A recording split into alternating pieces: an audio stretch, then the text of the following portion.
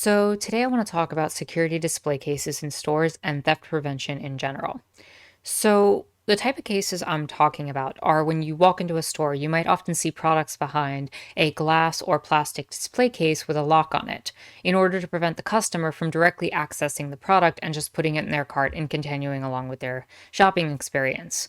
So, the customer now has to go get an employee in order to bring them over to open the case and get the product for them and either put it in their cart or bring it up to the register. So, this does a couple of things. First, it makes for a very awkward experience.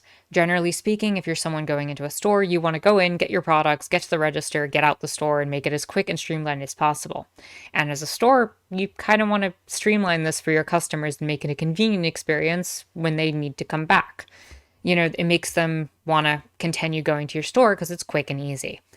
But instead, it interrupts the customer's time, it interrupts the employee's time, where they have to both be inconvenienced and create this very awkward scenario where you're trying to just negotiate what you're trying to buy out of this display case.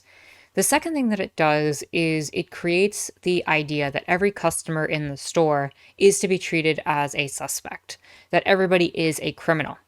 And especially in some of the instances that I'm going to show in this video, that certain types of people are automatically criminals. And one of the justifications that's often provided is that, oh, well, it's just for luxury items. It's things that aren't bought very often. Or, it's this idea that it's maybe an electronic or something super expensive that's put behind the glass. So, yeah, even though it's inconvenient, the store's, preventing the theft of a very high priced and valued item. And generally speaking, that the average person isn't buying this type of product very often. So it's an easy experience and doesn't happen very often. However, as I'm going to show, that's not the case. So I'm going to cover these display cases from a few different perspectives. First, I want to talk about how it's being used in the process of expanding systemic racism and how it is used by stores to promote racism in general. Secondly, I want to talk about how a lot of the products that are being put behind these cases now are products that are being needed by a lot of poorer people. And I'll explain and go through the reasonings for that. And I want to tie that whole idea into a wider societal issue in terms of distribution and capitalism. And third, I want to talk about why, even from large stores' perspectives like Walmart, this kind of theft prevention and theft prevention in general really doesn't seem to make much sense. And that, generally speaking, this is just a natural part of running a store on some level. And we should maybe reevaluate how we examine theft as a society. So, first and foremost, when you're a person of color and you walk into a store and you try to buy a beauty product or a hair product, this is often what you're going to see. You're going to see all of your beauty products, all of your hair products, all of the things that you might need behind a glass. And one could say, oh, well, if beauty products in general are behind glass, then maybe it's not that big of a deal. However, that's not the case. It is specifically the products for people of color that are often put behind this type of glass. And there was actually a case that occurred in California where a Walmart was sued over this type of experience. Again, you see a situation where the beauty products for people of color are behind security glass. And if you look right down the aisle, you'll see that the beauty products for other ethnicities are not. Now, Walmart claims that all of this is done because of computer algorithms, that products that are stolen more often are typically the ones that are put behind glass. However, it's hard to justify this and to explain this from a perspective that doesn't see racism as the culprit rather than data in a computer. And furthermore, the behavior of the employee in the particular situation in question calls that into question even further. The employee told the woman that she would need to be escorted to the cash register with the product that she wanted to buy so she could purchase it. So this is creating a number of different issues.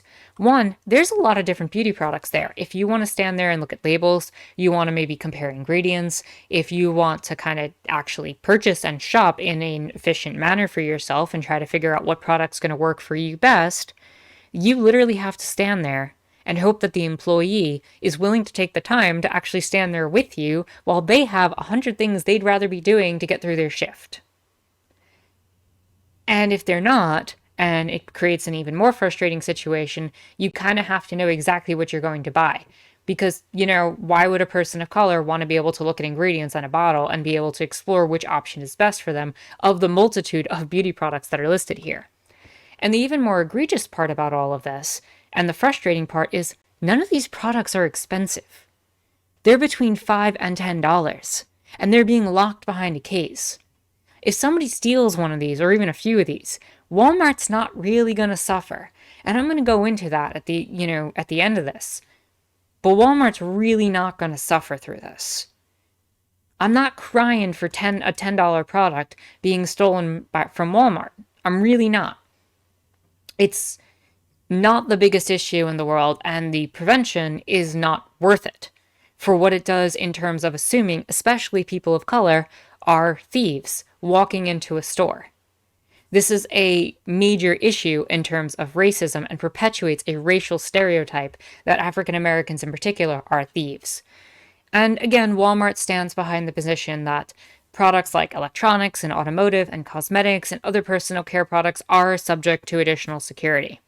However, as I'm going to show, it's not just those items. There are a lot of more items that poor people need that are generally being put behind the glass now. So just to show that this is not a one-off with racism, I want to show a couple more examples.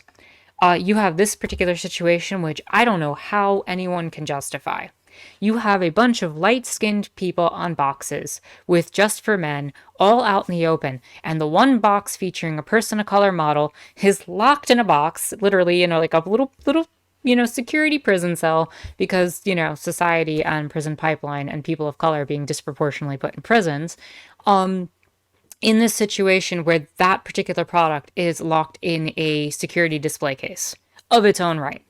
And it's just, how do you look at this and not recognize that there's something wrong here? There is a clear racist policy from these stores with this. And another example is with concealer. If you look at this, the concealer for light-skinned people has nothing on it. But if you look real close, the concealer on the right, which is for darker skin tones, has RFID, the radio frequency identification tags, that beep when you leave the store. Again, assuming the criminality of darker skinned people. And again, Walmart can hide behind the idea that this is some sort of computer algorithm and that it's not really them. But the truth is, this is a product of systemic racism. And it really needs to be examined from that perspective. So that's a lot of the racism issue. But this also extends on a class level, where products that are being needed by poor people, especially in these times, especially during pandemic, especially in a society that jobs are not paying enough, in a society where people are choosing between food and rent and medication, and where stimulus has not come from the government at all, you have situations where, I kid you not, in a Walgreens, baby formula is hidden behind glass. You literally have these situations in stores like Walgreens and Walmart where they are putting baby formula behind security glass, where you have to hit a button in order to have a representative from the store come and get it for you. Because people have had to resort to stealing baby formula given how expensive it is, and some of these are actually pretty expensive. Some of them are in the $30 range, and that can be pretty pricey, and people need to feed their kids. So if somebody's stealing this isn't somebody going for a joyride. This isn't someone being like, you know what, I really want to steal today? Baby formula. I'm going to sell it, right? Like, that's what I'm going to do. That's what I want to do with my life. No, that is someone who needs it for their child or for someone they know's child.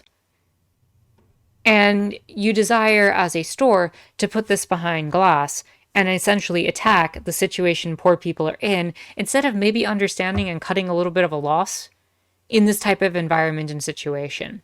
And this is quite typical of capitalism.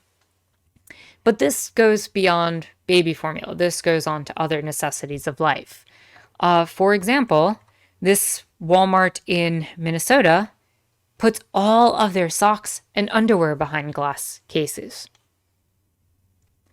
And again, they justify it with the exact same excuse.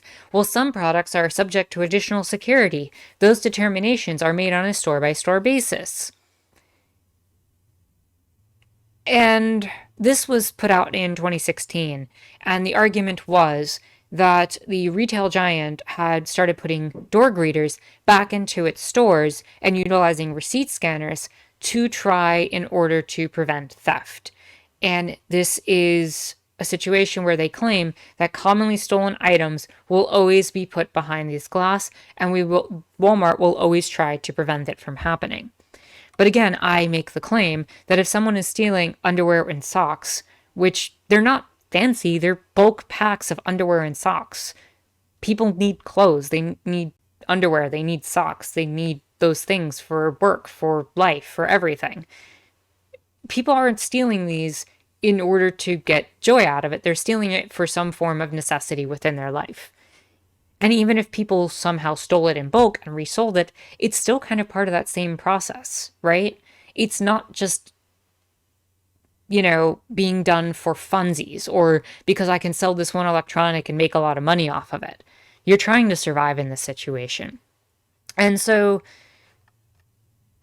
I also want to, I want people to keep this in mind, that they started putting door greeters back at their stores, because that's going to be a key component of the argument for why this whole system doesn't really make sense. So just keep that in the back of your mind as we're moving forward. You have another example where laundry detergent is put behind it, and I do know that there are some stories, at the very least, that laundry detergent is actually stolen and sold on some sort of black market of some kind where people are taking it and selling it. But I think this in particular speaks to just how expensive all of the necessities of life can be, between food and clothing and detergent and medication and rent and everything else. People are doing what they have to survive. And if they're stealing from these stores, and they're stealing these relatively small products in general, and even if they're making a little bit of hustle off of it to try to cut the price down, it speaks volumes to what is really going on in our society. We're in a situation, society-wide, where people are resorting to theft to make their ends meet, to make things work. And I've covered this in another video where people were talking about stealing food from supermarkets in order to get by during the pandemic.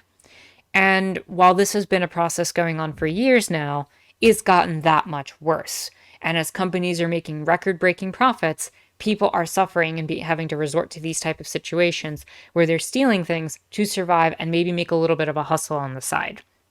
And again, whenever you have a situation where prices are too high, somebody will find a way, even if it's through illegal means, to cut that down, to cut the price and make it affordable for people. And when that kind of thing's happening, you as the storefront need to evaluate, and the companies need to evaluate what they're doing, because it's an issue of the larger society rather than the individual people performing the act. So another situation is tents that have been put behind this. And one could theoretically argue on first glance, well, maybe that's kind of a luxury item, isn't it? But no. When this is stolen, this is probably a person who needs it. Think about why a person might need a tent for a minute. Why would you steal a tent? It's not so you can go camping in the woods and have a grand old time. It's because you don't have a home. Because you've been evicted. Because you're going into the store trying to get some form of shelter for yourself and something to protect you from the weather. And especially in the wintertime in some of the northern areas of this country, having something like this is a desperate need. And honestly, I feel like at this point, this amounts to violence. Hiding this behind glass amounts to violence against people from being able to take shelter against the weather and elements. Shelters aren't always available in places. There aren't always access to resources in certain locations. This, to me, does not ring good of a representation of our society and the type of behavior that, we want to be purporting in people. Theft is not the biggest issue right now. People are literally needing these tents, and if they're being stolen, it's because they need them to sleep in. And just a couple of other quick examples. You have situations where deodorant and toothpaste in Walgreens are being hidden behind these things. Some of these tubes of toothpaste are $2 to $3. Is that really committing to loss prevention? Is that really fixing the situation? Is that making life better for people? It's just inconvenient to everybody who wants to just buy toothpaste and go into a store and get out. It's a waste of time. It's a waste of energy. It's a waste of employee resources. It's a waste across the board. And so I want to tie this all together into what this means for a store like Walmart in general. So Walmart in 2020 made record-breaking profits. Over the course of 2020, they made $14.88 billion, a 123.1% increase. Yes, during a pandemic, Walmart had record-breaking profits. And from the previous 12 months from October 31st, they made a total of $19.742 billion, a 36.84% increase from the year before. And within the final quarter that ended on October 31st, they made over $5 billion. I want you to keep these totals in mind when we look at what their losses actually look like, and that these are income after their losses. This is income after theft. Just keep that in mind. So in 2016, there was a situation that Forbes was talking about where Walmart was losing a ton of money to theft. And so they were talking about some of the ways to fix it. And one of the ideas that was created by a consultant with the last name Flickinger was that Walmart should hire a bunch of retail workers back into the company to monitor the store and to check the receipts and all that. Hence why I told you to remember that situation from before. And these employees and what it would require to cut the amount of money that they were losing in theft in half would be a total cost of $3.25 billion a year. So how much money was Walmart losing in 2016 or in 2015 in theft? Well, it was estimated that it was 1% of their total revenue. They made $300 billion in a year, and so it was about $3 billion total. Now that sounds like a lot, but again, this is a company making $19 billion in profits last year after this is taken into account. They have never had a year where they made less than $6 billion. I can't emphasize that enough. They have made money every single year. They are not dealing with loss prevention. At this point, they are dealing with maximizing profits, or the idea of maximizing profits, because as I'm going to show, that's not exactly what happens in these situations. So in general, across the economy, a type of thing that happens in stores called shrinkage accounts for about 1.4% of all sales. And what shrinkage is it is generally shoplifting, employee theft, damaged goods, cashier errors, and other administration slip-ups. So about 38% of the total of shrinkage is represented as shoplifting, 35% will be theft by employees, and the rest is everything else I mentioned, like damaged goods, etc. Now, a store can't really do anything about damaged good, cashiers, errors, administration slip-ups. Those are going to happen. That's just a natural part of running a store. You have to accept that your employees are going to be flawed, especially when you're not paying them well. But the other 72%, when you look at that and represent what that means in terms of the $300 billion they earned that year, and factoring that in, totals approximately $3 billion, which is exactly what we'd expect from a company like Walmart to lose, about 1% of their total sales in theft. So we now have a situation where the recommendation for Walmart by hiring all these employees was that they were going to spend $3.25 billion a year to cut that $3 billion theft in half to $1.5 billion. Does anyone see a problem with the math there? You're spending $3.25 billion a year to save $1.5 billion. So if I'm understanding the situation correctly, this is not a situation that works for Walmart at all. So honestly, what is the advantage to the theft prevention? What is the advantage to this kind of loss? Because when you lock one product behind glass like that, people are going to take the other product instead. They're going to find another product that poor people need, that they need access to. They're going to take that instead, and you're just going to keep swapping the glass display cases and making a nightmare for your employees. That's what's really going to happen in these situations. And now I also want to factor in the fact that within this framework of expenditure of money and resources, yes, Walmart probably pays some sort of local taxes to certain areas, but generally speaking, that's not even counting the amount of police that need to be paid in order to process the theft that's happening and all the other resources. That's not even taking into account any of the societal parameters that are generally given to a lot of these stores and budget cuts that are given to these stores to incentivize them, existing in these locations. You have a situation where Walmarts and stores like them are getting away with all of this. And when people actually need a product and are stealing for their child, when they're stealing food, when they're stealing, socks and underwear or deodorant at a Walgreens, they're being treated like criminals. And I'm sorry, in this economy, in this situation, I don't think that's the criminal element. I think the criminal element is a store like Walmart still paying a lot of their employees absolute minimum wage, as low as $7.25 an hour, in an economy where they can barely afford rent, they can barely afford food, and they can barely afford their own care. And again, the assumption is that every single person walking into that store is a criminal, that you are a problem. And again, it's just this whole situation where it doesn't seem to work for Walmart. It certainly doesn't work for the communities to have to process all of these theft cases and to put people behind bars for trying to steal things to survive. And a lot of these cases have also been brought up not as, theft, but as burglary, which is a felony and can have years in prison, especially if it's a repeated offense. And I'm sorry, there are just not enough people doing this for the kick of it, There are not enough people just doing that. So either government needs to step in and try to fix things, or the store itself needs to start accepting its losses. And even the person in the Forbes article that I talked about even mentioned that it's probably beneficial for Walmart to just accept and cut their losses. People don't want to work at a Walmart, People don't want this experience. They don't want to have to sell out their fellow people. They don't want to have to be the watchdog for this company.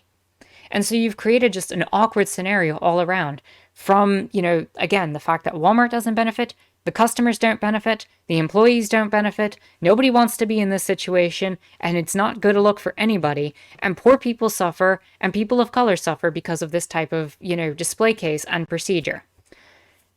Nobody benefits. With that said, if you like this video, give it a thumbs up, hit the subscribe button and bell for notification. You can follow me on Twitter and check out my Discord in the description down below. My name is Anarchist Tara, and I hope you enjoyed watching.